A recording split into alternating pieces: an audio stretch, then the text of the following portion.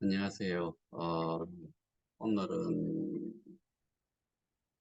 연휴 6일간이 시작되기 전날이지요. 그래서 벌써 뭐 퇴근들 하시고, 어, 대구로 향하시는 분들, 이미 도착하신 분들, 뭐, 또 멀리 있는 자식들이 오거나, 뭐, 그다음에 부모님 뵈러 또 이동하시는 분들도 계실 수가 있는데, 오늘은 어, 그런 거를 좀 감안을 해서 몇 분이 들어오시든 상관없이 이 영상을 통해서 한 가지 좀 설명을 좀 드리고 싶은 게 있어서 제가 자료를 조금 준비를 했어요. 그리고 이거는 제 개인적으로 준비를 한 게 했다라기보다는 참조를 한 건데 최영규 이사장이 이전에 저한테 보내준 내용을 가지고서 제가 설명을 좀 드리려고 해요.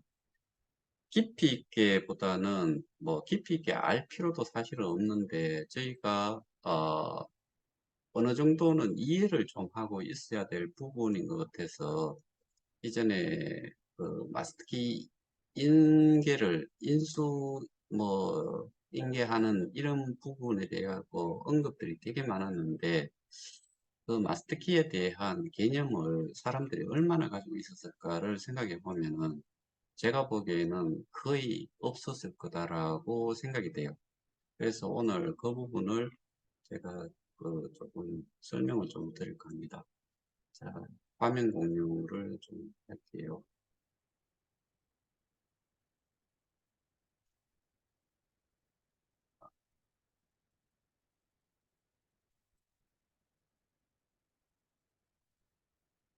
음,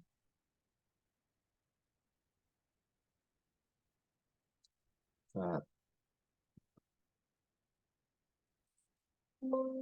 자, 일단 그 우리가 통상 마스터키라고 이야기를 하면은 어, 그 집에 예를 들어서 방이 뭐 세 개의 화장실이 있고 뭐 기타 등등 해가지고 여러 개의 키가 필요하다 그러면은 각각의 키가 다 다른데 근데 뭐 맞는 키처럼 여기에 또 갖다 붙이고 저기에 또 갖다 끼우면은 다 열리는 그런 거를 우리는 통상 마스키라고 생각을 하는데 마스키 박스가 있어서 여러 개를 복제를 해놓은 거를 뭐 한꺼번에 모아놓은 거를 우리는 통상 마스터키 박스라고 하고 마스터키 가져오라 그러면은 그 여러 개가 달려 있는 거를 가져가는 걸 통상 우리는 마스터키라고 이야기를 하지요.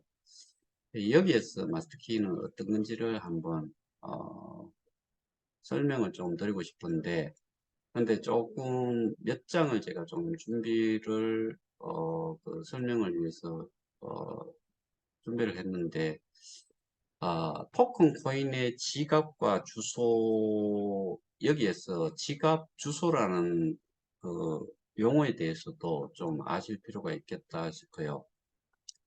인터넷에 연결되어 있는 블록체인에서 그 블록체인도 당연히 인터넷을 이용을 해요. 이게 연결이 되어 있지 않은 그런 블록체인은 사실은 어, 이게 블록체인으로서 역할을 할 수가 없어요. 초기에는 지갑과 주소는 혼용되었다. 이 둘을 합쳐 지갑 주소라 불리기도 한다. 온라인에서의 이메일 주소처럼 블록체인 온체인에서 지갑 주소는 디지털 자산을 송수신할 수 있는 온체인의 디지털로 표현된 특정한 위치를 이야기를 한다. 그러니까 우리가 온라인상에서 이메일을 보낼 적에 이메일 어드레스를 알아야 된다고 하잖아요. 그래야지만이 그쪽으로 메시지를 보낼 수가 있고 근데 마찬가지로 블록체인에서도 여기서 온체인에서 그러니까 그 연결이 되어 있는 상태에서 지갑 주소는 이런 디지털 자산, 우리가 통상 이야기하는 암호화폐, 뭐 우리로 따지면 KOK를 보내고 받고 하는 데 있어 가지고 보내는 쪽의 주소가 특정이 돼 있어야 되겠죠. 그게 되어 있지 않으면 보낼 수가 없죠.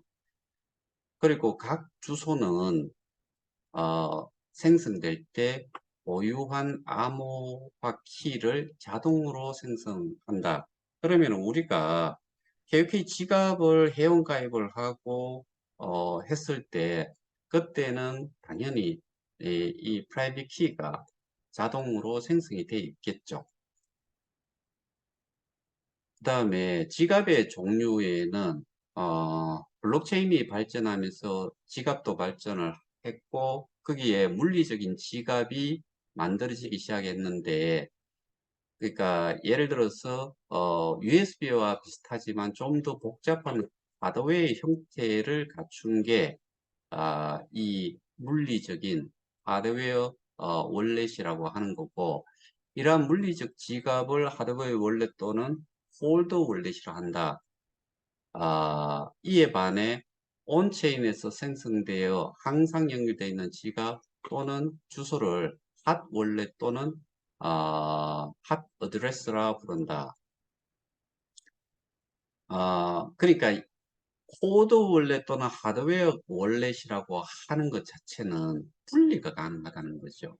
그러니까 통신과 통신되는 그 통신에서 분리를 시킬 수 있느냐 없느냐에 따라 가지고 폴드 월렛이냐 핫 월렛이냐, 그러면은 저희가 가지고 있는 이 KOK 지갑에 해당이 되는 거는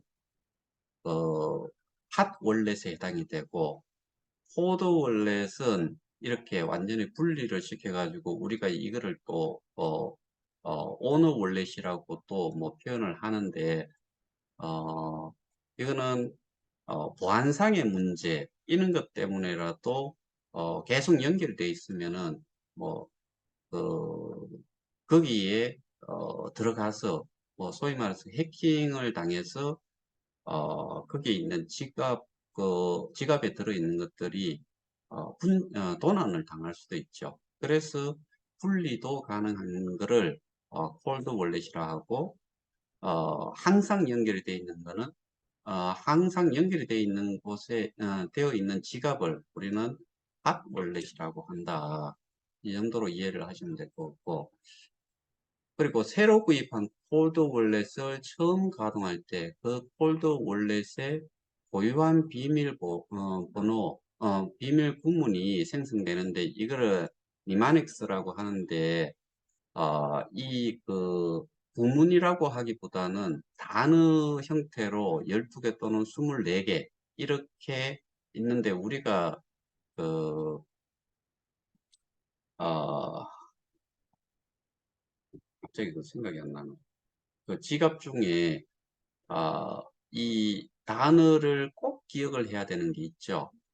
지금 갑자기 그 생각이 안 나. 어쨌든, 새로 구입한 콜드 월렛을 가동을 시킬 때 반드시 어, 그 콜드 월렛에는 고유한 비밀 단어들이 생성이 되는데, 그거를 꼭 그 따로 어, 이렇게 보관을 하고 누구한테도 노출이 안 되도록 하는 게 이 콜드 월렛을 이제 만들어낼 때 그렇게 해야 된다는 거고, 이 구문을 알면 그 폴더 월렛과 같은 속성의 복제 지갑, 콜론 월렛을 만들 수 있다. 이것은 온체인에서 만들어지는 핫 어드레스의 경우도 비슷하다. 어, 그래서 이 비밀 구문에 대한 보안의 중요성은 아무리 강조해도 지나치지 않다. 폴더 월렛은 평상시에는 인터넷에 연결시켜 두지 않고, 그러니까 오프체인 상태로 가지고 있다가 필요시에만 컴퓨터에 꽂아서 활성화시켜서 이용을 한다. 이게 일단은 저 콜드 월렛과 핫 월렛의 차이를 좀 이해를 하시는데 도움이 될 거예요. 하나의 콜드 월렛에는 하나 이상의 여러 디지털 자산, 즉 암호화폐 주소를 생성할 수 있고 서로 다른 온체인 디지털 자산 주소 체계를 생성할 수 있다. 예를 들어서 하나의 콜드 월렛에서 4개의 서로 다른 이더리움 계열의 주소를 4개까지 만들 수가 있고 3개의 서로 다른 비트코인 주소도 동시에 만들 수가 있다. 그다음 콜드 월렛이 인터넷에 연결되어 활성화되면은 그 안에 들어있는 모든 주소는 핫 어드레스가 된다. 그러니까 콜드 월렛이라는 게 분리 상태에서 접속을 인터넷에 연결을 함과 동시에 이거는 핫 어드레스 그러니까 어, 계속 그 인터넷에 연결이 돼 있는 상태 그 자체가 결국에는 핫 어드레스와 똑같이 보이기 때문에 그래서 핫 어드레스가 된다는 그런 이야기예요.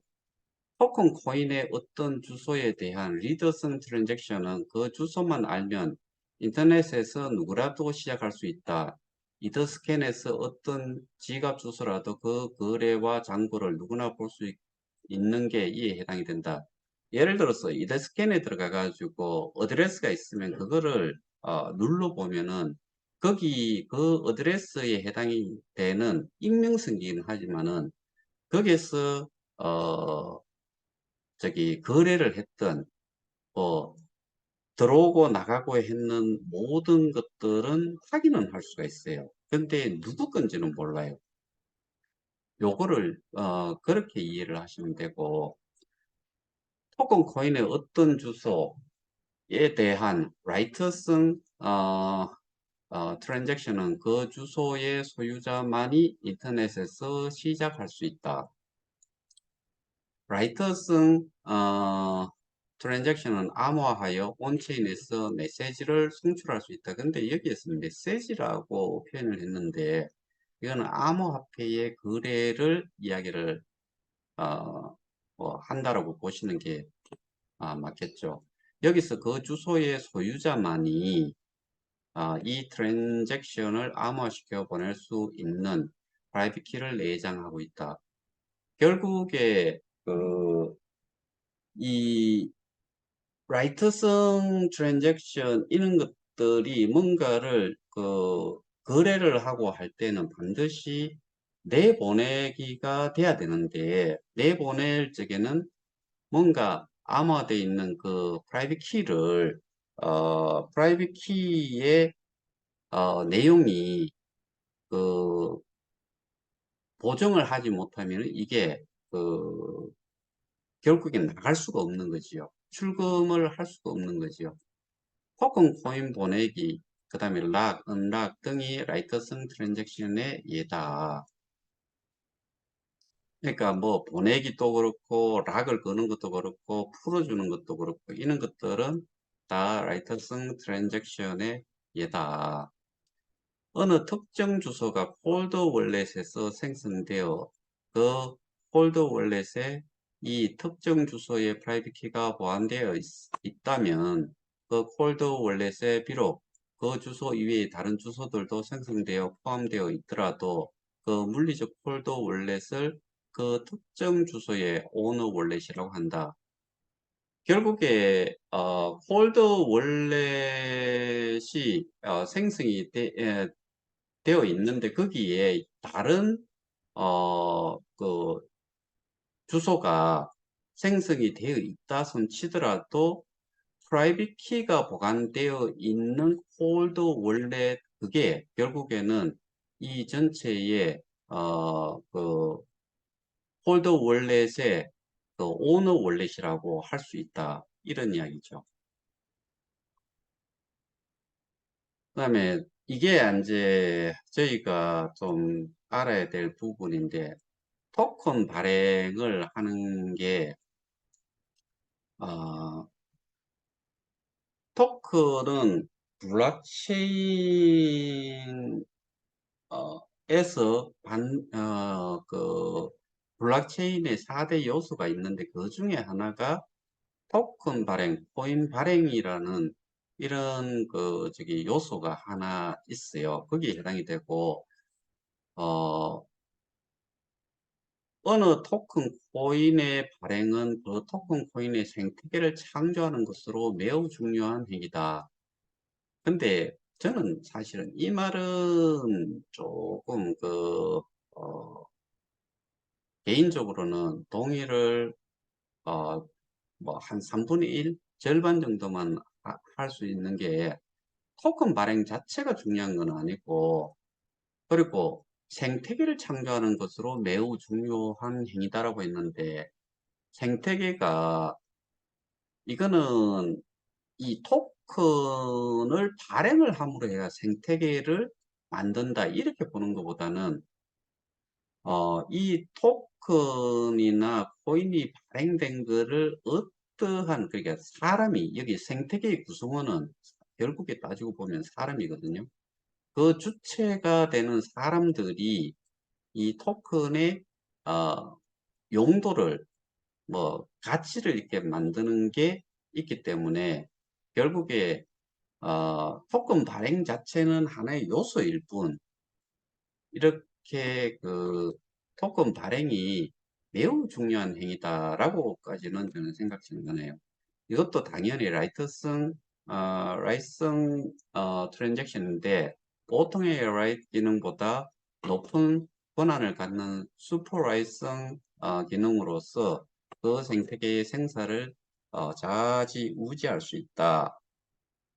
결국에는 일반적인 라이슨 기능보다는 이 권한 자체가 처음에 토큰을 발행하는 여기에 이 코드 월렛은 결국에 슈퍼 라이슨을 가지고서 이 할 수 있는 기능 자체, 그 다음에 뭐 보상이라든가 여러 체계들, 어, 그 이런 것들을 실행을 할 수 있는, 그리고 그걸 통해서 생태계를 어, 뭐 형성을 할 수 있냐 없냐 이런 부분까지도 생각을 할 수 있죠.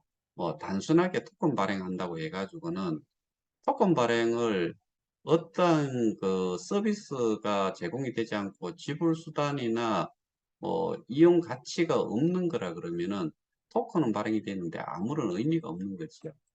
이 토큰 코인의 발행을 위한 라이슨 트랜잭션을 송출시킨 지갑 주소를 오너 어드레스 또는 오너 지갑 주소라고 한다.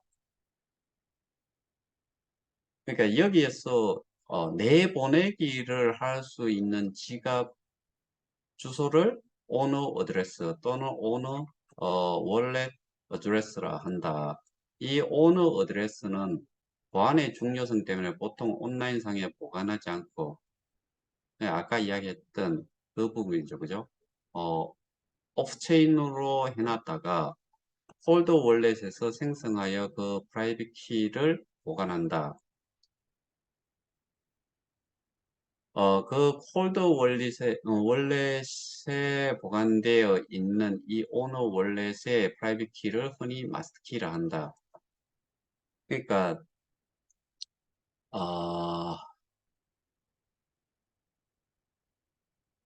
결국에는, 콜드 월렛 내에도 전체를 관장을 하는 거지만은 여기에도 반드시 내보내기를 하고 락을 걸고 은락을 하고 하는 모든 그 역할을 하는 것 중에서 중요한 그 프라이빗 키, 암호화 키가 반드시 있어야지만 되는데 이거를 마스터 키라 부른다. 이렇게 아시면 되죠. 이게 그 토큰이 발행이 되고 발행이 되는 거를 어 가지고 있는, 근데 이게 지갑이라고 하는 게 우리가 보는 소위 말하는 그냥 뭐 통상적인 그냥 지갑 그런 형태가 아니고 어떻게 보면 이거는 완전히 그냥 주소지요, 주소. 이러한 슈퍼 라이트 권한을 가진 오너 어드레스를 마스터키라고 한다. 위에서 살펴본 바와 같이 보통 오너 어드레스는 코드 월렛의 그 프라이빗 키를 보관하기 때문에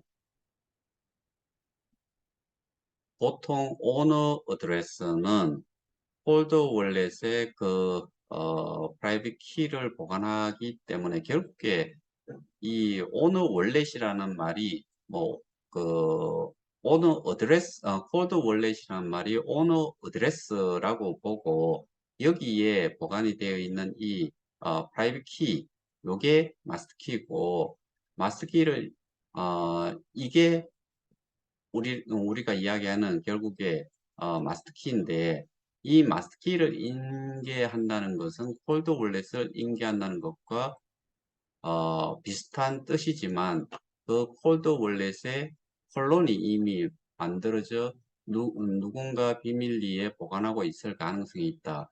여기서 콜론이라는 말 자체가 결국에는 복제를 한다는 이야기지요. 복제를 한 어,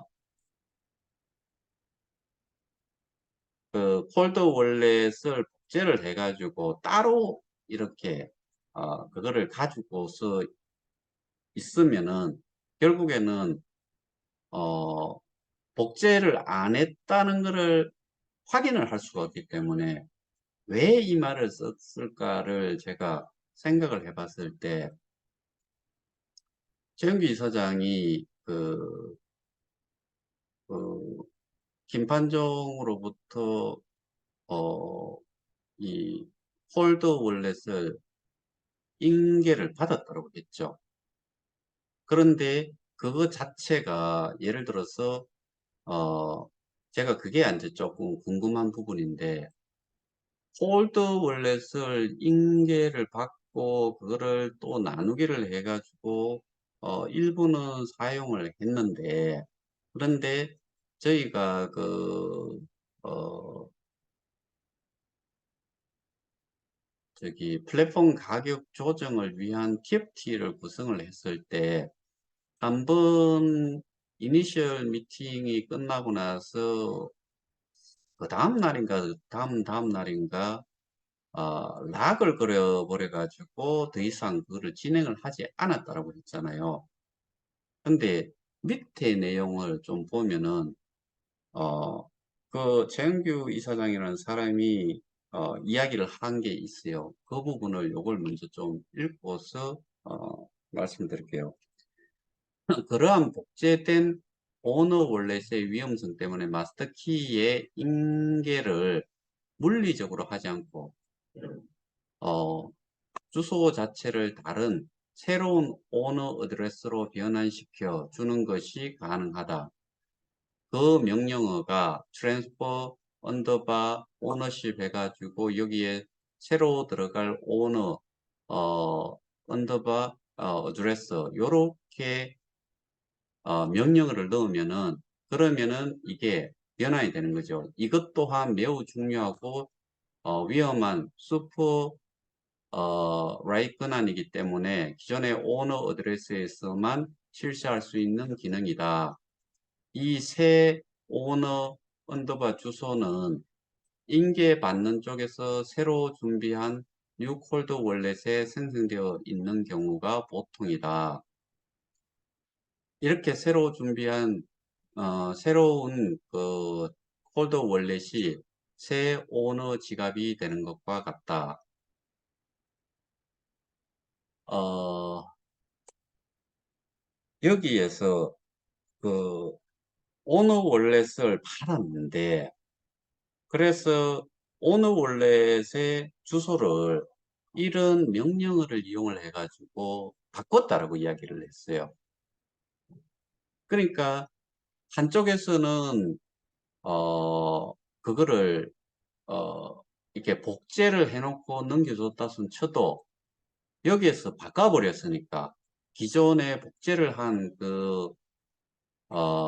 월렛 자체가 콜론 월렛 자체가 의미가 없어진 거지요. 그러니까 지금 한쪽에서는 내놔라, 한쪽에서는 뭐 공식적인 그 계약서가 있으면은 주겠다.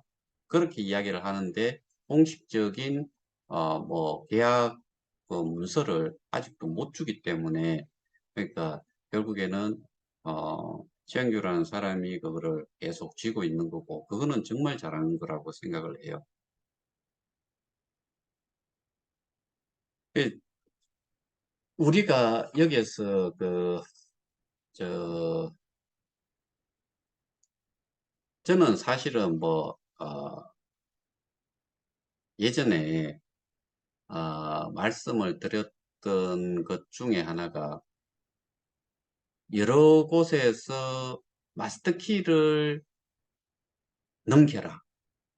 뭐 그렇게 이야기를 할 때 제가 주로 했던 이야기는 마스터키는 있든 없든 재단에서 할 역할로 역할을 하고 예를 들면은 재단에서 정책 결정을 하는 거니까 정책 결정을 해놓고